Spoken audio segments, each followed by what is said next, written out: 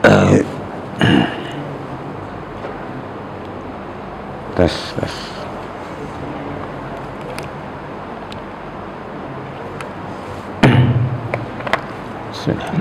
Assalamualaikum warahmatullahi wabarakatuh.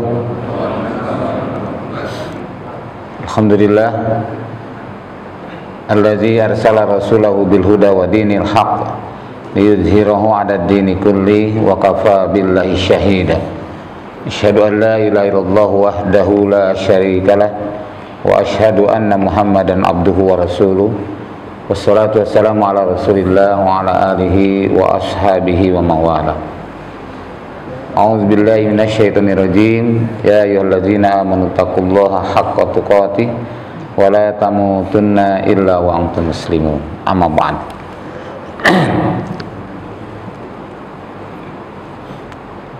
Fa inna asdaqal hadis kitabullah wa khairal hadi hadi Muhammad sallallahu alaihi wasallam wa syarrul umuri muhdatsatuha.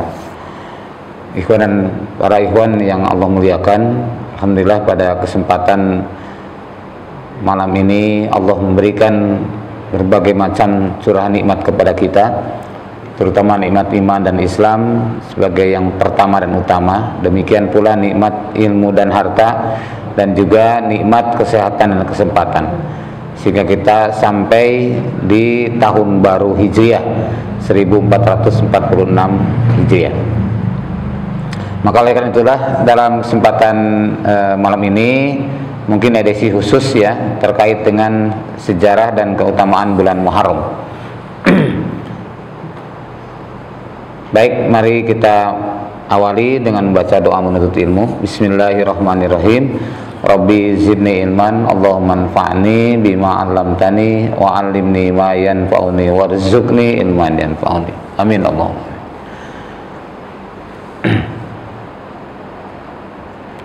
Dalam Al-Quran di surah At-Taubah ayat 36 Allah SWT berfirman, A'udzubillahi minasyaitonirrajim, Inna idatash syuhuri indallahi isna asyara syahran. Jadi sesungguhnya Allah memberikan hitungan bulan-bulan ini, atau jadi inna idatash syuhuri, sesungguhnya hitungan bulan indallahi di sisi Allah isna asyara syahran, yaitu jadi 12 bulan. Fi kitabillah, dalam kitab Allah. Yauma khalaqas samawati wal ard, yaitu pada hari diciptakannya langit dan bumi. Minha, daripadanya, dari 12 bulan itu, arbaatun hurum, ada 4 bulan yang diharamkan. Dari kadinul qayyim, itulah agama yang lurus. Wala tazlimu, maka janganlah kalian menzalimi. Ya, fihina, pada keempat bulan itu, angkusakum, pada diri kalian sendiri. Dan kemudian Rasulullah bersabda, as-sanah, ya, bahwasanya 1 tahun itu adalah isna asyara syahr. Isna asyara syahron, jadi 12 bulan. Arbaatun hurum, yang 4 bulan, yang 4 bulan itu yang diharapkan. Salah satu mutawaliyatun, jadi ada 3 bulan yang berturut-turut, Zulqa'dah wa Zulhijjah wal Muharram, ya. Kemudian wa Rajab Mudhar alladzi baina Jumada wa Sya'ban, dan bulan Rajab yang ada di antara bulan Jumadil akhir dan bulan Sya'ban. Hadis riwayat Bukhari. Nah, ini sejarah bulan Muharram, bahwasanya sejak zaman dulu bangsa Arab itu sudah biasa, ya, bahwa di bulan-bulan haram ini tidak boleh melakukan peperangan, tidak boleh melakukan pembunuhan atau menumpahkan darah. Arti haram itu sendiri adalah merupakan suci atau terlarang. Kemudian orang Arab sebelum di masa Rasulullah SAW tidak memiliki angka atau hitungan tahun. Mereka biasa menamakan tahun itu dengan peristiwa besar yang terjadi pada saat itu. Seperti halnya kehadiran Rasulullah SAW pada tahun apa? Tahun gajah. Karena pada saat itu memang terjadi serangan gajah dari Yaman yang dipimpin oleh Abraha. Kemudian ada tahun Fijar, karena terjadi perang Fijar. Ada tahun Nubuwah, karena di tahun itu Rasulullah SAW menerima wahyu. Maksudnya 1 kenabian, 2 kenabian, 3 kenabian gitu ya. Nah, itu sebelum adanya tahun Hijriah. Kemudian Muharram menjadi awal tahun Hijriah itu di masa Khalifah Umar, ya, yaitu di tahun 15 Hijriah. Jadi Umar baru memimpin selama 3 tahun. Awalnya Abu Musa al-Asy'ari, seorang wali atau waliul khalifah, waliul amr di Basrah, itu menulis laporan kepada Umar. Dia mau membuat data, bingung ketika tidak ada tahun. Aduh, gimana nih, nggak ada tahun, ini tahun berapa gitu ya. Maka itulah kemudian diusulkan kepada Khalifah Umar. Nah, lantas Umar bermusyawarah dengan para sahabat terkemuka dan akhirnya diputuskanlah bahwa kita akan menetapkan tahun Hijriah. Dan itu dihitung dari tahun hijrahnya Rasulullah Shallallahu Alaihi Wasallam. Ya, jadi tahun hijrahnya Rasulullah SAW itu ditetapkan oleh Umar sebagai awal tahun 1 Hijriah. Kemudian usulan Muharram itu sebagai bulan pertama tahun Hijriah itu diajukan oleh Utsman bin Affan. Nah, alasannya ini bahwa sejak dulu orang Arab menganggap Muharram adalah bulan pertama. Umat Islam telah menyelesaikan ibadah haji pada bulan Zulhijjah. Ya, jadi artinya di akhir tahun itu dipakai haji. Nah, bulan Muharramnya adalah dipakai awal bulan. Bulan Muharram itu juga merupakan bulan munculnya tekad hijrah. Jadi Nabi sebelum hijrah di bulan Safar, jadi hijrah Nabi itu bukan bulan Muharram. Ya, jangan punya anggapan Rasul itu hijrah bulan Muharram. Selama ini kan mungkin banyak yang seperti itu ya. Padahal hijrah beliau itu bulan Safar. Malam Jumat di malam 27 Safar. Ya, itu hijrahnya beliau. Sampai ke sana sampai di Madinah atau di Yathrib itu bulan Rabiul Awal. Nah, Abu Amr bin Al-Ala menjelaskan dinamakan bulan Muharram itu karena peperangan diharamkan pada bulan tersebut. Ya, dinamakan Muharram karena bulan itu merupakan salah satu dari 4 bulan yang diistimewakan dalam Islam. Jadi bulan apa? Dzulqa'dah, Dzulhijjah dan Muharram serta Rajab. Nah, maka Umar menetapkan 1 tahun atau tahun 1 Hijriah adalah tahun hijrahnya Rasulullah SAW dari Mekah ke Yathrib. Adapun bulannya tidak bulan Safar karena bulan Safar tidak termasuk bulan haram. Maka ditetapkannya bulan Muharram. Termasuk juga tadi karena alasan tekadnya sudah berniat pada bulan Muharram, tapi belum hijrah karena belum ada perintah Allah Subhanahu wa taala. Baru setelah turun surat Al-Anfal ayat 30, beliau kemudian menetapkan untuk berangkat hijrah. Nah, ini peristiwa penting pada bulan Muharram. Kalau kita lihat Qisasul Anbiya, sejarah para nabi atau kisah-kisah nabi, bahwa Nabi Adam alaihissalam itu bertobat pada Allah dan diterima oleh Allah SWT tobatnya itu di surat Al-Baqarah ayat 37, yaitu pada bulan Muharram. Kemudian kapal Nabi Nuh ya, yang kemudian berlabuh di Bukit Judi itu juga setelah banjir dahsyat selama 6 bulan, itu juga pada bulan Muharram diselamatkan Allah. Selamatnya Nabi Ibrahim alaihissalam dari siksaan api yang dibakar oleh Raja Namrud itu juga bulan Muharram. Nabi Yusuf alaihissalam bebas dari penjara juga bulan Muharram. Keluarnya Nabi Yunus dari perut ikan ya, itu juga bulan Muharram. Allah menyembuhkan Nabi Ayub dari sakit yang sekian lama itu juga bulan Muharram. Allah menyelamatkan Nabi Musa dari kejaran Fir'aun di Laut Merah, itu juga terjadi pada bulan Muharram. Dan ada peristiwa yang mengerikan bulan Muharram ini di masa Rasulullah SAW. Ya, setelah masa Rasul, Muharram 1 Hijriah itu muncul tekad hijrah ke Madinah setelah terjadi Bai'at Aqabah 2. Jadi saat itu ada Bai'at Aqabah 1 ya, di mana ada 12 orang dari Aus dan Khazraj ya, dari Yathrib yang melaksanakan haji. Dari 12 orang ini itu yang bai'at kepada Nabi. Ya, Rasulullah SAW menyampaikan dakwah di tenda-tenda mereka, kemudian mereka bai'at 12 orang. Lalu tahun berikutnya yaitu terjadi pula Bai'at Aqabah kedua. Jadi bai'at di Bukit Aqabah, yang itu kemudian terjadi pembai'atan dari 75 orang. Jadi 73 orang ya, dari Aus dan Khazraj ini, lalu kemudian ditambah 2 orang muslimah.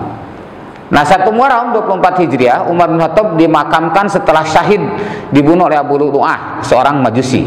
Ini juga termasuk bulan Muharram. Dan ada peristiwa besar yang terjadi pada bulan Muharram, yang ini menjadikan momen yang sangat bersejarah, yaitu terjadinya pembunuhan Husain bin Ali, ya, itu di Karbala pada tanggal 10 Muharram 61 Hijriah, yang kemudian sampai sekarang kaum Syiah itu kan menjadikan tempat Karbala ini di tempat suci, ya. Maka ketika dulu waktu Syiah dilarang untuk masuk ke Masjidil Haram, mereka menggantinya hajinya ke Karbala, ya, karena dia tempat suci. Nah, kemudian keutamaan bulan Muharram seperti disebutkan dalam surah Taubah 36 tadi, ya. Kemudian ini amalan sunnah di bulan Muharram, ya, bahwa pertama memperbanyak amal soleh, ya. Kita harus perbanyak amal soleh di bulan ini karena bulan haram. Sebagaimana Rasulullah bersabda, "Afdhalus siyam ba'da Ramadan syahrullah syahrul Muharram." Bahwasanya yang paling utama saum setelah Ramadan itu bulan Muharram, ya. Nah, maka Rasulullah SAW memperbanyak saum di bulan ini. Ibnu Rajab mengisyaratkan puasa yang dimaksud adalah puasa sunnah mutlak. Maksudnya puasa sunnah mutlak itu puasa kapan saja, ya, tidak ditentukan. Nah, kita mau saum Daud, saum selang sehari, silahkan. Mau saum Senin Kamis, silahkan. Mau saum 3 hari dalam 1 bulan, silahkan. Mau sunnah mutlak, udah saya mau saum, ya. Tapi yang pasti bulan Muharram, ya, tidak menentukan tanggal juga silahkan, ya. Jadi tidak dipatok. Yang tidak boleh adalah menetapkan bahwa saum di bulan Muharram itu harus tanggal sekian, padahal tidak ada dalil, ya. Misalkan harus dari 1 Muharram sampai 10 Muharram, nggak ada dalil seperti itu. Yang ada dalilnya adalah tanggal 9 dan 10, ya. Tapi kalau misalkan kita meniatkan saum kapan saja boleh, dengan istirahat tadi kata Ibnu Rajab sunnah mutlak.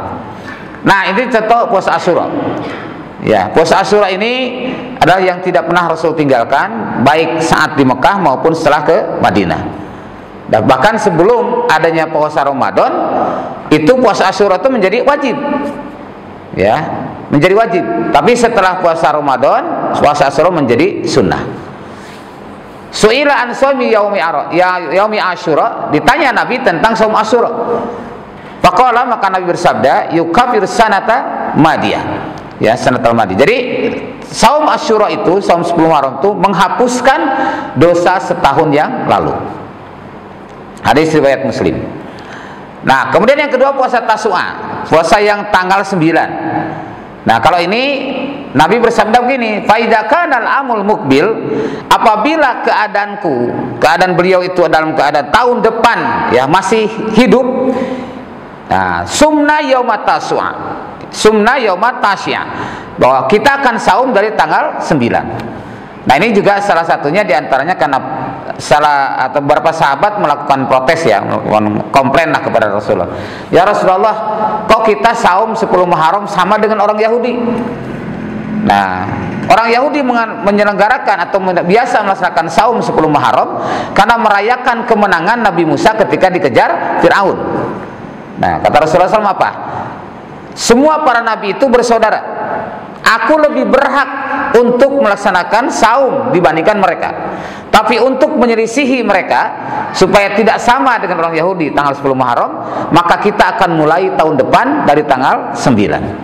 Nah, itulah. Jadi akhirnya Rasulullah SAW berniat untuk itu. Tapi qadarullah, Allah SWT memanggil beliau sehingga beliau tak sempat melaksanakan tanggal 9 Muharram itu. Tapi sudah menjadi sunnah karena sudah sunnah qauliyah, ya, sunnah qauliyah dan sunnah hamiyah. Sunnah qauliyah itu sunnah yang diucapkan dan sunnah hamiyah menjadi cita-cita beliau. Maka para sahabat melaksanakan saum di tahun depannya setelah Rasul wafat itu, beliau para sahabat melakukan saum tanggal 9 dan 10. Nah, memperbanyak amal soleh sebagaimana perbuatan maksiat pada bulan ini, bulan Muharram, itu akan dilipat gandakan, ya, dosanya besar. Nah, demikian pula perbuatan baik pada bulan Muharram juga dilipat gandakan pahalanya. Nah, ketaatan pada bulan ini hendaknya ditingkatkan, terutama berpuasa atau saum. Banyak bertobat, ya, sebagai awal dari sebuah pembukaan atau perbaikan di awal tahun. Kita evaluasi tahun 1445 ini dari awal 1 Muharram sampai akhir Zulhijjah, mana yang lebih banyak? Apakah banyak pahala atau dosa? Apakah banyak taat atau banyak maksiat? Apakah banyak takwa atau banyak durhaka? Tentu kita sendiri yang sadar. Maka Allah firmankan, "Iqra kitabaka kafa binafsikal yauma 'alaika hasiba." Bacalah oleh kamu kitab amalmu, kitab catatan amal. Kafa binafsikal yauma 'alaika hasiba. Cukuplah dirimu sendiri menjadi penghisabnya pada hari ini. Artinya tidak perlu bertanya pada orang lain. Ya, nggak perlu kita sengaja datang ke rumah. Gimana menurut kamu? Kira-kira saya itu orang soleh apa bukan? Nggak usah ya. Tidak usah minta penilaian. Dengan kita membaca diri, maka itu diperintahkan Allah untuk melakukan muhasabah. Maka dalam hadis riwayat Tirmizi dengan derajat hasan, Rasulullah bersabda, "Al-kaisu, orang yang cerdas itu, mandana nafsahu wa amila lima ba'dal maut." Orang yang cerdas itu adalah orang yang selalu melakukan muhasabah, introspeksi, mawas diri, rekapitulasi amal, menghitung-hitung dirinya. Ya. Wa amila lima ba'dal maut, dan dia beramal untuk sesudah kematian. Kemudian wal ajizu, adapun orang yang dungu, orang yang bodoh, orang yang lemah, itu man atbaha hawahan nafsu, orang yang selalu mengikuti hawa nafsunya, wa tamanna 'ala Allah, dan ia hanya berangan-angan kepada Allah Subhanahu wa taala. Ya, mudah-mudahan saja Allah merahmati kita, mudah-mudahan Allah mengampuni dosa-dosa kita. Tapi hanya berharap-harap. Prakteknya, kiprahnya sama sekali tidak mengarah kepada datangnya ampunan Allah, tidak mengarah kepada datangnya rahmat Allah. Inilah yang terjadi orang-orang yang wal ajizu, yaitu orang yang dung, orang yang lemah, atau orang yang bodoh. Ya, jadilah kita sebagai orang yang cerdas. Maka Umar bin Khattab ketika mensikapi hadis ini, beliau sampaikan, hasibu anfusakum qabla an tuhasabu. Hisablah diri kalian sebelum dihisab di hadapan Allah nanti. Wa tazayyanu lil arbil akbar, dan berhiaslah kalian untuk pameran akbar. Pameran akbar itu adalah alam mahsyar, di mana di situ pameran akbar disebut karena semua dipamerkan. Manusia akan dipamerkan Allah sesuai dengan amalnya masing-masing. Ada orang yang berjalan dengan lidahnya, ada orang yang berjalan dengan wajahnya, ada yang berjalan dengan kepalanya, ya, ada yang berjalan dengan sempoyongan, ada yang berjalan melata, ada yang berjalan dengan tenggelam di dalam keringatnya sendiri. Masya Allah, luar biasa. Silakan bapak-bapak nanti para ikhwan lihat di dalam tafsir surat An-Naba, ya, itu lengkap sekali tentang bagaimana pertunjukan alam mahsyar. Nah, Umar menyampaikan bahwa orang yang selalu melakukan muhasabah di dunia, Allah akan meringankan hisabnya di hari kiamat nanti. Nah, salah satunya Rasulullah kan bersabda dalam hadis riwayat Tirmizi masih, la tazulu qadam abdin yaumil qiyamah, janganlah tidaklah akan bergeser dua telapak kaki seorang hamba hatta yus'ala, sehingga ditanya 4 perkara. Yang pertama an umrihi, tentang umurnya, fima afnahu, pada apa dia amalkan, pada apa dia gunakan umur itu, dia habiskan untuk apa tuh. Kemudian wa an ilmihi, tentang ilmunya, fima fa'ala, pada apa dia gunakan ilmunya. Dia sudah sering dapat ceramah, mendapatkan khutbah, ya, mengkaji hadis, membaca Al-Quran, ya, dari berbagai ustadz, berbagai mubalik, dari para khotib, sudah sering dia dengarkan. Tapi apakah merubah sikapnya atau tidak? Nah, ini semua akan ditanya di hadapan Allah. Yang ketiga an malihi min ainak tasabahu, tentang hartanya, dari mana dia dapatkan harta itu, ya. Iktasabu itu diusahakan. Dari mana dia mengusahakan harta itu? Apakah dengan cara halal, haram, subhat, riba, menaikkan data, mengurangi timbangan, dan berbagai macam hal yang bisa menjerumuskan kita kepada kedurhakaan. Wa an mali min ainak tasabu wa bima anfaqahu, dan pada apa dia belanjakan. Tuh. Jadi jangan merasa aman saja, Allah milik kita. Siapa bilang milik kita? Titipan Allah kepada kita. Ketika kita keluarkan pun harus sesuai dengan aturan Allah. Kalau tidak sesuai dengan aturan Allah, maka kita sendiri yang akan merasakan akibatnya. Yang keempat an jismi, tentang jasadnya, bima ablahu, pada apa dia gunakan anggota tubuh ini. Semua akan ditanya, Pak. Masya Allah. Maka mari kita evaluasi, ya, jangan sampai kita terlena dengan kesehatan kesempatan yang Allah berikan. Nah, ini proses hijrah ke Madinah. Pertama tadi Baitul Aqobah, ya, yaitu Aqobah 1 tahun ke-12 kenabian, 12N begitu kalau sebelum ada tahun Hijriah. Kemudian terjadi baiat 12 orang, 10 orang suku Aus, 2 orang suku Hajraj. Nah, ini doa Islam tersebar ke Madinah. Lalu kemudian untuk membina yang sudah baiat tadi, Rasulullah SAW mengutus Mus'ab bin Umair. Mus'ab bin Umair ini adalah seorang pemuda usia 18 tahun. Diamanati Rasulullah SAW sebagai duta pertama dalam Islam. Silakan kamu ke Yastrib untuk membina orang-orang yang sudah berbaiat kepada beliau. Nah, kemudian di tahun berikutnya ada Aqabah 2. Jadi di Bukit Aqabah itu terjadi pembeatan 73 orang. Ada Bani Nadir, Bani Qainuqa, Bani Quraidah, ada Bani Qatafan. Nah, selain orang Yahudi itu ada Aus dan Khazraj. Ada dua suku besar yang saling berperang. Dalam beberapa riwayat ada yang menyebutkan 120 tahun, ada yang sampai 200 tahun turun-temurun perang terus itu. Nah, kemudian tahun 13 kenabian itu Rasulullah SAW menyuruh para sahabat untuk hijrah ke Madinah, ya, untuk hijrah. Kemudian, nah ini adalah rombongan-rombongan hijrah. Pertama adalah dengan Abu Salamah bin Abdul Asad. Ini berangkat pertama hijrah setahun sebelum Baiat Aqabah. Jadi sebelum adanya yang Baiat tadi, maka Abu Salamah ini sudah berangkat ke Madinah. Diperintahkan Rasulullah SAW. Kemudian Mus'ab bin Umair, ya, yang nyusul tadi untuk membina orang yang sudah baiat. Lalu Abdullah bin Umi Maktum. Ini seorang sahabat yang buta, yang sehingga menjadikan sababun nuzul turunnya surah Abasa, ya. Kemudian ada Bilal bin Rabah, ya, beserta Sa'ad bin Abi Waqqas dan Amr bin Yasir. Ya, Amr bin Yasir terus Sa'ad bin Abi Waqqas itu hijrah bersama Bilal bin Rabah. Jadi ada 2 orang, ada 3 orang, begitu nuntut, ya, tidak langsung. Nah, Umar yang agak banyak berserta dengan 20 orang. Jadi yang bersama Umar 20 orang hijrah. Nah, barulah kemudian Rasulullah SAW berhijrah setelah mendapatkan informasi dari Darun Nadwa. Nah, ini kronologis hijrahnya Rasulullah SAW, ya. Jadi pada tahun ke-13 kenabian ini di Darun Nadwa. Darun Nadwa itu tempat musyawarahnya orang-orang Quraisy.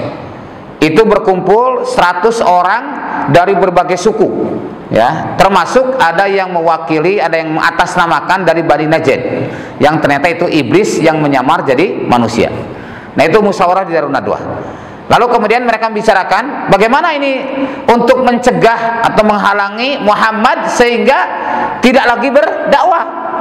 Karena perkembangan Islam luar biasa, ya, walaupun belum sampai ratusan, baru ada sekitar 100 lebih lah, kurang lebih, ya. Kemudian mereka bersepakat untuk mencegah dakwahnya. Lalu muncullah usulan-usulan.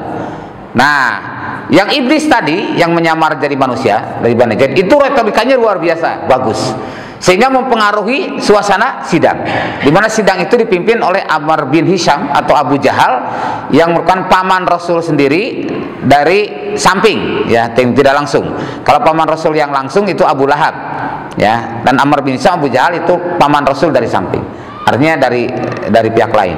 Nah, kemudian pada saat itu diputuskanlah di Darun Nadwa ini. Setelah usulan pertama, ada yang usul, udah Muhammad kita usir saja lah. Nah, kita usir saja dari Mekah ini. Nah, oleh iblis tadi dibantah, oh nggak bisa. Kalau diusir, Muhammad akan menyusun kekuatan di tempat lain. Waduh, kalau begitu kita penjarakan, bagaimana? Kalau dipenjarakan akan menarik simpati Bani Hashim. Mereka tidak akan terima Muhammad yang cintainya itu dipenjarakan. Akhirnya ada yang usul supaya dibunuh. Nah, begitu ada yang usul dibunuh, langsung didukung penuh oleh orang yang ngaku dari Bani Najd tadi. Padahal iblis yang menyamar manusia. Nah, ini yang paling bagus. Saya setuju. Muhammad harus dibunuh. Oh, masya Allah, ya. Kemudian gimana nih caranya? Kalau diantara kita melakukan pembunuhan secara individu, maka kita akan dituntut oleh Bani Hashim. Maka melakukan kita pembunuhan secara kolektif. Artinya kita semua mewakili orang-orang terkuat di antara kita. Maka diambil dari setiap suku, orang-orang terkuatnya terkumpullah 11 orang. Nah, itulah yang kemudian merencanakan pembunuhan. Nah, ini keputusan Darun Nadwa. Jadi Kamis siang 26 Safar tahun ke-14 kenabian, ya, musyawarah 100 tokoh musyrik tadi di Darun Nadwa menetapkan demikian. Lalu kemudian turun ayat surat Al-Anfal ayat ke-30, a'udzubillahi minasyaitonirrajim. Wa id yamkur bikal ladzina kafaru, ya, dan ketika mereka orang-orang kafir merencanakan liusbituka, untuk memenjarakan kamu, au yaqtuluka, atau membunuhmu, au yukhrijuka, atau mengusirmu, wa yamkuruna wa yamkurullah. Mereka memasang tipu daya dan Allah pun memasang tipu daya. Wallahu khairul makirin, dan Allah lah sebalas-balas pembalas. Allah sebaik-baik pembalas tipu daya mereka. Tuh, jadi kalau mereka punya rencana, Allah punya rencana. Ya, mereka rencana membunuh Rasulullah SAW, Allah pun punya rencana menyelamatkan Rasulullah SAW. Sebagaimana dalam ayat yang lain, wallahu ya'simuka minan nas, Allah akan menjaga kamu dari gangguan manusia. Nah, inilah 11 orang yang terpilih, ya, yang jadi ketuanya, yang jadi pemimpin pasukan itu adalah pamannya sendiri, Amr bin Hisham atau Abu Jahal. Kemudian ya ini Al-Hakam bin Abil As, Uqbah bin Abi Mu'aid, ya, An-Nadhr bin Ahladi saudaranya, kemudian Umayyah bin Khalaf, dan seterusnya. Nah, strategi hijrahnya pada saat itu, begitu malaikat Jibril datang pada Kamis siang menyampaikan hasil Darun Nadwah, dan ini tidak diketahui oleh orang-orang Quraisy. Orang Quraisy tidak tahu kalau Rasulullah SAW itu tahu tentang rencana mereka dari malaikat Jibril. Maka siang itu Rasulullah SAW kemudian menutup, ya, wajahnya dengan selendang, maksudnya dengan apa? Ya, kalau kita semacam sorban lah, ditutup, maksudnya supaya tidak kelihatan. Beliau kemudian berjalan, ya, menuju rumahnya Abu Bakar As-Siddiq radhiyallahu anhu. Nah, kemudian sesampainya di rumah Abu Bakar, beliau bersama Abu Bakar mengatur pembagian tugas, antara lain sebagai berikut. Yang menyiapkan bekal makanan untuk hijrah itu Asma binti Abu Bakar. Asma binti Abu Bakar itu ini yang kemudian disebut dengan orang yang dua ikatan, ya, karena dia merobek sebagian pakaiannya untuk mengikat makanan. Kemudian yang menjadi penunjuk jalan Abdullah bin Uraikid sebelum Islam, ya, Abdullah bin Uraikid Al-Laitsi itu yang bisa menunjuki jalan, dan penciumannya seperti hewan, seperti anjing, ya. Dia bisa meneliti kalau misalkan ada jalan setapak, dia bisa untuk melacaknya. Abdullah bin Uraikid, dialah yang menjadi penunjuk jalan sampai ke Gua Sur. Nah, yang menjadi penggembala kambing dan menyiapkan susu di Gua Sur itu setiap malam selama 3 malam itu adalah yaitu Amr bin Fuhairah. Yang menggantikan tidurnya Nabi di rumahnya atau di ranjangnya itu adalah Ali bin Abi Thalib. Jadi Rasulullah SAW keluar di saat rumahnya sudah dikepung oleh 11 orang, beliau keluar dari rumahnya, dan disebutkan di surat Yasin ayat 9 bahwa mereka dibutakan oleh Allah sehingga tidak bisa melihat Rasulullah keluar. Masya Allah, ya. Malam itu berangkatlah beliau bersama Abu Bakar menuju Gua Sur yang jaraknya kurang lebih 5 mil atau sekitar 8 km. Sesampainya di Madinah, Nabi kemudian singgah di rumah Abu Ayyub Al-Ansari, kemudian memerintahkan orang untuk mencari kerabat dan keluarga beliau yang tertinggal di Mekah. Yang bersama ikut mencari adalah Abdullah bin Abu Bakar. Beliau melihat sendiri keadaan kaum muslimin yang tertindas, dan Nabi mendoakan mereka ketika sholat subuh. Disinilah bermulanya kunut dalam sholat subuh, ya. Nah, kemudian ini kita lihat bagaimana para ulama berpendapat tentang hal kunut subuh ini. Pertama adalah ada kunut tersebut hanya dilaksanakan di sholat subuh setelah ruku di rakaat terakhir. Ini pendapat pertama. Pendapat yang kedua, kunut dilaksanakan setiap sholat sebelum ruku di rakaat terakhir, ya. Jadi setiap sholat 5 waktu. Ada yang juga kunut hanya dilaksanakan saat musibah terjadi, yaitu terjadi kezaliman menimpa kaum muslimin. Seperti sekarang terjadi kezaliman dari Zionis Israel kepada Muslim Palestina. Nah, dulu ada 70 orang Qori oleh Rasul dikirim sebagai mujahid dakwah, tapi ternyata dibunuh, ya, oleh musuh-musuh Allah, dan sehingga Rasulullah merasakan kesedihan luar biasa. Lalu beliau kemudian melaksanakan kunut najilah selama 1 bulan. Dan itu dilaksanakan di setiap sholat di rakaat terakhir setelah ruku. Kunut sudah tidak disyariatkan lagi. Nih, ada lagi ulama berpendapat sudah, toh Allah sudah menutupnya, tidak boleh melanjutkan, berarti sudah tidak ada lagi syariat kunut. Nah, jadi jangan heran kalau nanti di lapangan kita menemukan berbagai macam pendapat, ya. Oke, kemudian kita lihat hakikat hijrah. Apa itu hijrah? Hijrah itu adalah kata hajar yahjuru hujratan, hajar yahjuru hijratan, yaitu pindah atau meninggalkan sesuatu. Nah, secara substantif bahwa hijrah itu dibagi dua. Para ulama bagi dua, ada hijrah makani, ada hijrah ma'ani. Hijrah makani, hijrah insiden, hijrah tempat, ya, hijrah tempat dari Mekah ke Madinah. Misalkan bahwa ada yang dari Tegal ke sini, yang dari Surabaya pindah ke sini, namanya hijrah makani. Tidak setiap waktu kan? Sewaktu-waktu saja.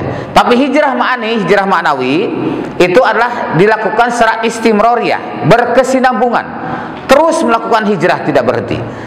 Tidak berhenti meningkatkan kualitas iman, ilmu, amal soleh, itu namanya hijrah ma'ani. Maka Nabi bersabda, al-muhajiru man hajaro manahallahu anhu. Orang yang hijrah itu orang yang meninggalkan perkara yang Allah larang daripadanya. Nah, contoh misalkan hijrah dari keburukan kepada kebaikan, dari syirik kepada tauhid, dari kibir, dari sombong kepada tawadu, pada rendah hati, itu namanya hijrah.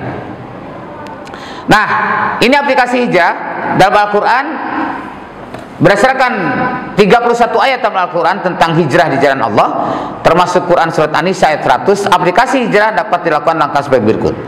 Ayatnya gini, wa may yuhajir fi sabilillah, siapa yang hijrah jalan Allah, yajid fil ardi muragoman kasira wasah, Allah akan memberikan, dia akan mendapatkan, ya, kehidupan yang layak gitu, kehidupan yang layak dengan kemudian dunia yang banyak. Ini janji Allah. Kemudian wa may yakhruj min baitihi, siapa yang keluar dari rumahnya muhajiron, ingin berhijrah, ilallahi wa rasulihi, kepada Allah dan Rasulnya, summa yudrikul maut, kemudian dia menemui kematian, ya, kemudian kematian menemuinya. Nah, faqad waqa'a ajru 'ala Allah, maka sungguh Allah telah menetapkan pahalanya. Nah, jadi ini saya sampaikan, teman saya ini hijrah dari Tasik ke Ambon. Setelah peristiwa Ambon tahun 99, kita dapat pesantren di Ambon, ya. Alhamdulillah saya sendiri yang nulis surat perjanjiannya, diserahkan kepada Al-Fatah, ya, pada pesantren Al-Fatah. Dan kemudian setelah itu kita harus membawakan ustadz ke situ. Maka kalau saya selama di Ambon 37 hari, setelah itu saya pulang, ya. Nah, ustadz ini teman saya tuh supaya membawa keluarganya tinggal di Ambon. Masya Allah, dia menceritakan selama setahun penuh itu hidup dalam keadaan sangat-sangat sengsara. Nah, karena memang Masya Allah Pak, itu di pesantren Al-Fatah yang ada di Ambon itu dulu, saya kalau mau pingin air bersih itu mesti turun ke sungai. Jadi mata airnya di bawah, turun gitu ya. Lumayan. Kalau pas turun sih nggak apa-apa. Pas naiknya itu bawa jerigen, isi air, kemudian naik. Masya Allah, terasa banget. Nah, bagaimana? Wah, akhirnya saya capek juga bawa gitu. Udahlah, seadanya saja. Minum apa? Minum dan makan pakai air hujan, Pak. Selama 25 hari saya minum dan makan pakai air hujan. Tuh. Jadi kalau air hujan itu, coba kalau tidak percaya Bapak buktikan, air hujan itu kalau dimasak nggak usah pakai teh, langsung warnanya seperti teh, Pak. Nah, kalau tidak percaya silahkan coba ya. Nah, jadi alhamdulillah saya mengalami 25 hari makan dan minum pakai air hujan. Nah, itu alhamdulillah teman saya tadi sesudah 1 tahun itu penuh dengan kesulitan, tahun berikutnya Allah berikan kemudahan-kemudahan sampai akhirnya jadi pengusaha. Selain jadi mudir supah, jadi mudir pesantren, kemudian juga teman saya jadi pengusaha yang punya 200 outlet. Masya Allah. Jadi sekarang anaknya makin banyak. Kalau nggak salah anaknya sampai sekarang 8, ya. Jadi kalau kesini dibawa tuh semua pakai pesawat semua. Masya Allah. Jadi sudah punya gedung, sudah punya mobil. Oh, inilah yajid fil ardi muragoman kasir wasah. Janji Allah, kalau dia mau hijrah karena Allah semata-mata, Allah akan mudahkan kehidupannya. Nah, kemudian orang yang keluar dari rumahnya untuk niat hijrah, tapi kemudian kematian menemuinya, seperti disebutkan dalam hadis tentang 100 orang orang yang telah membunuh 100 orang tadi. Yaitu pertama sudah 99, dia datang pada seorang rahib, ya, seorang pendeta. Kemudian dia nanyakan tentang bagaimana, apakah Allah akan mengampuni dosa saya karena saya telah membunuh 99 orang. Kata mereka, wah, kamu sudah kebanyakan loh, katanya, 99 orang tuh. Nah, nggak bisa diampuni oleh Allah. Nah, udah, karena tidak diampuni, sekalian aja digenapkan, dibunuhlah seperti itu. Jadi 100 orang. Tapi keinginan tobatnya masih terus bergejolak. Lalu kemudian dia cari seorang ulama. Nah, ketemulah dengan ulama, yang artinya yang beriman kepada Allah. Lalu kemudian ditanya ulama tersebut, bagaimana dengan dosa-dosa saya kalau saya bertobat pada Allah? Saya telah membunuh 100 orang manusia. Apakah Allah akan ampuni saya? Apa kata ulama tersebut? Jangankan 100 orang, kalaupun dunia ini penuh dengan dosamu, tapi kamu sungguh-sungguh datang kepada Allah untuk bertobat, Allah akan memberikan ampunan. Nah, tapi kalau kamu niat untuk bertobat sungguh-sungguh, maka datanglah kamu ke satu tempat yang di situ kumpul orang-orang soleh, ya, untuk memberikan atau untuk bertobat dan kamu melakukan perbaikan selama ini. Lalu berangkatlah orang itu, di tengah perjalanan kemudian meninggal. Maka turun malaikat azab dan malaikat rahmat, ya, untuk menetapkan gimana kedudukan orang ini. Kata malaikat azab, ini orang masuk neraka karena dia belum sampai ke tempat tobatnya. Kata malaikat rahmat, tidak, ini orang sudah berniat dan sudah melangkah, sudah berjalan, jadi dia mendapatkan surga. Turunlah kemudian Allah ngutus malaikat yang berikutnya, yang ketiga, untuk menengahi mereka. Maka kemudian diputuskan, kalau gitu kita ukur dari tempat dia berangkat sampai tempat yang dituju. Ternyata hanya beda 1 langkah lebih jauh ke tempat yang dituju. Jadi ke tempat yang dituju lebih dekat. Ya, kalau misalkan 100 atau 1000 langkah gitu ya, misalkan 501 dengan 500 langkah gitu ya, beda cuma 1 langkah. Nah, akhirnya ditetapkanlah, dibawa oleh malaikat rahmat. Ya. Dan ini contoh seperti kita pun kalau niat hijrah tapi belum sampai, Allah akan menetapkan pahalanya.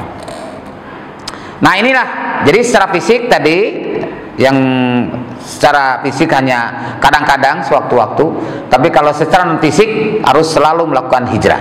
Contohnya di sini hijrah ma'ani, minasyirki ila tauhid, dari syirik kepada tauhid, minarya ilal ikhlas, dari riya kepada ikhlas, minal tafarruqah ila luzumil jamaah, dari berpecah belah kepada menetapi al jamaah, minal kibri ila tawadu, dari sombong kepada tawadu, rendah hati, minar rubbati ila zuhdi, dari rakus kepada zuhud, yang tadinya hidup serakah justru menjadi peduli kepada orang lain. Kemudian minasyaki ilal yakin, dari ragu kepada yakin, minal adawah ila nasihah, dari permusuhan kepada nasihat.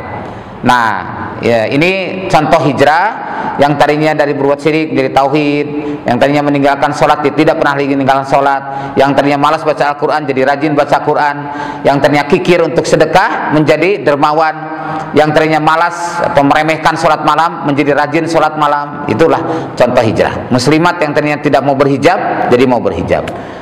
Nah, demikian pula termasuk perhatian pada keluarga. Mungkin selama ini kita kurang perhatian. Adakah anak istri kita sudah kita arahkan? Benarkah wudunya? Benarkah sholatnya? Sudah belum? Nah, kadang-kadang kita sendiri kadang kurang mengevaluasi, ya, sudahkah benar wudu saya sesuai dengan contoh? Sudahkah benar kita sholat kita dengan contoh Rasulullah SAW? Demikian. Baik para ikhwan, sebelum kita qomat, kita azan dulu ya, kita scrolling dulu. Insya Allah nanti setelah azan kita akan buka forum tanya jawab sampai waktunya qomat. Waalaikumsalam billahi fisabilillah. Assalamualaikum warahmatullahi wabarakatuh.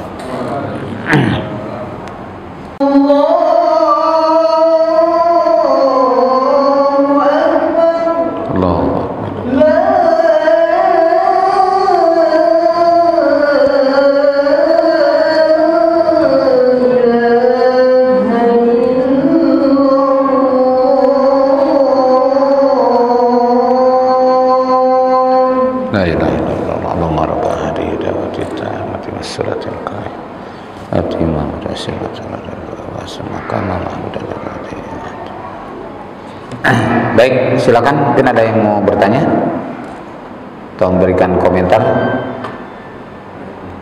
Ya, silakan Pak. Dibilangin di situ kan ada penunjuk jalannya yang kafir, Ustaz ya? Siapa namanya tadi yang penunjuk jalan waktu hijrahnya Nabi SAW itu masih kafir kan, Ustaz ya? Perjalanan hijrahnya, penunjuk jalannya itu kan masih kafir ya? Siapa namanya? Oh iya, masih kafir ya. Artinya kita bisa bekerja sama dengan orang kafir untuk urusan agama ya? Bagus sebenarnya ya. Ini kok masih kafir? Abdullah bin Uraim itu masih kafir.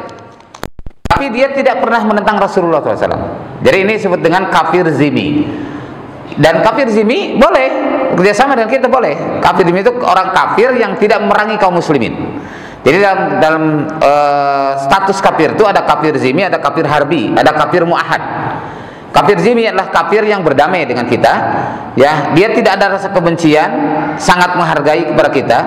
Nah, itu adalah seperti kita kerjasama dengan orang kafir dalam jual beli, ya, boleh. Kalau kafir zimmi. Tapi kalau kafir harbi jangan, karena kafir harbi itu akan terus berusaha memerangi kaum muslimin. Nah, kafir mu'ahad itu juga boleh, yaitu kafir yang terikat dengan perjanjian. Ya, jadi terikat perjanjian untuk seperti hanya beberapa suku dulu di masa Rasulullah SAW ketika Rasul sudah hijrah ke Madinah, ada kafir mu'ahad, beberapa suku yang oleh Rasul tidak pernah diserang. Terjadi perjanjian dengan mereka, gitu. Ya, untuk saling melindungi, saling menjaga. Demikian. Artinya kerjasamanya sampai urusan agama juga nggak masalah? Oh, tidak dengan urusan akidah. Urusan sifatnya duniawi. Ya, urusan agama tidak, urusan akidah seperti contoh misalkan dulu tentang sejarahnya Profesor Dr. Hamka kan. Nah, itu kan awalnya datangnya pertanyaan dari beberapa orang kaum muslimin yang ada di Sulawesi, datang kepada beliau menyampaikan, bolehkah kita membantu pendirian gereja? Gitu. Karena hubungan mereka dengan orang-orang Nasrani sudah sangat baik. Nah, saling menghormati, saling menghargai. Lalu kemudian mereka mengusulkan, boleh tidak ikut membantu membangun gereja? Nah, Hamka menyatakan bahwa itu haram, karena itu terkait dengan akidah. Nah, lalu kemudian pada Alam Syah Ratu Prawin Negara gitu, waktu itu sebagai Menteri Agama. Nah, itu menanyakan boleh, gitu. Lalu kemudian meminta Hamka mencabut fatwa itu.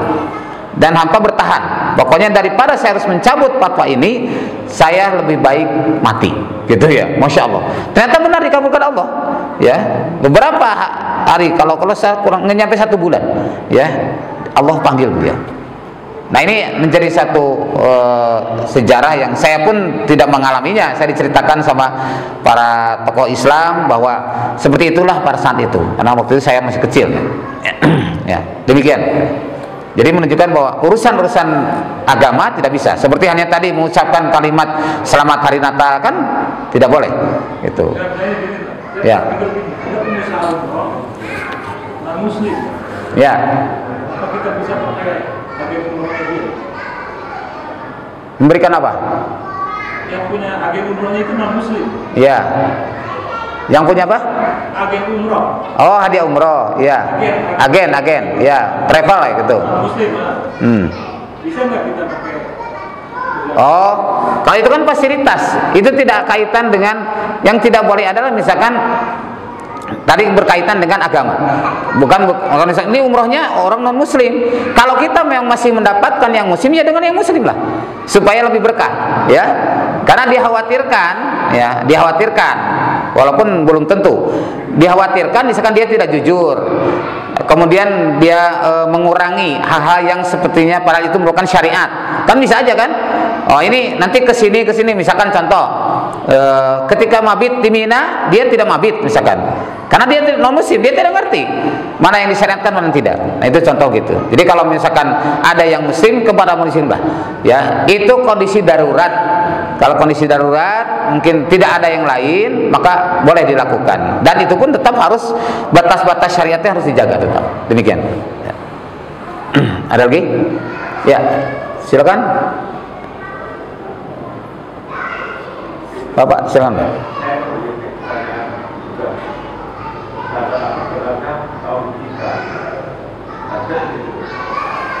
Yang mana? Nomor berapa? Iya. Sedangkan orang-orang di Quran itu jelas bahwa jiwa itu yang bisa mewujudkan dan menghasilkan Allah mutlak, tidak bisa terkait dengan ini. Kan tidak bisa sudah. Yang menghidupkan mematikan kan hanya Allah saja. Yang lain tidak bisa. Makhluk bisa nggak ini? Paham nggak maksud saya? Belum. Sebentar. Yang nomor berapa, Pak? Nomor berapa yang ditanyakan? Iya, saya kan daerah belakang sedangkan sekarang kan banyak Iya. memahami. Iya. Sudah jelas mutlak yang menunjukkan yang bisa menghibur yang mematikan hanya Allah. Itu kan semua bisa dicari. Apa ada cerita ada orang bisa menghidupkan orang lagi atau mereka bisa menghidupkan lagi? Itu gimana? Jadi ini Bisa mematikan, bisa menghidupkan. Jangan mutlak tidak Allah. Itu pertanyaan itu benar-benar kita itu. ya. Ini kalau yang saya tampilkan ini adalah sebagai bentuk aplikasi dari surah Al-Isra ayat ke-14. Allah menyerukan ikra kitabaka kafa binafsikal yauma 'alaika hasiba. Bacalah oleh kamu kitab catatan amalmu. Cukup dengan dirimu sendiri menjadi penghisabnya pada hari kiamat. Nanti ya, kita kan di dunia ini harus melakukan muhasabah. Dan ada dari wal tangzur nafsu ma qadamat liqaud kan. Hendaklah setiap diri memperhatikan apa yang akan diperbuatnya pada hari esok. Gitu. Nah, jadi pertanyaan-pertanyaan ini sengaja dimunculkan bila perlu sebanyak mungkin untuk mengevaluasi diri agar kita sadar posisi apakah kita sudah dalam posisi kebenaran atau mungkin banyak sekali melakukan kesalahan. Itu yang maksud, Pak.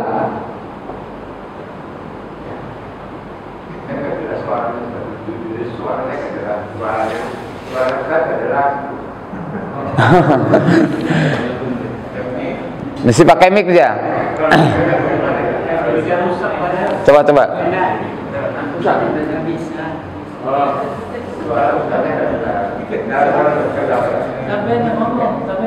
Ya. Atau mungkin pakai ini, Bapak. Yang lain dengar nggak? Ya?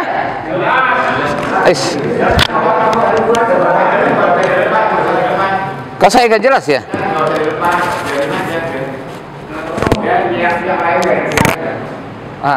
Enggak, saya penasaran juga maksudnya. Gimana, Mas? Iya.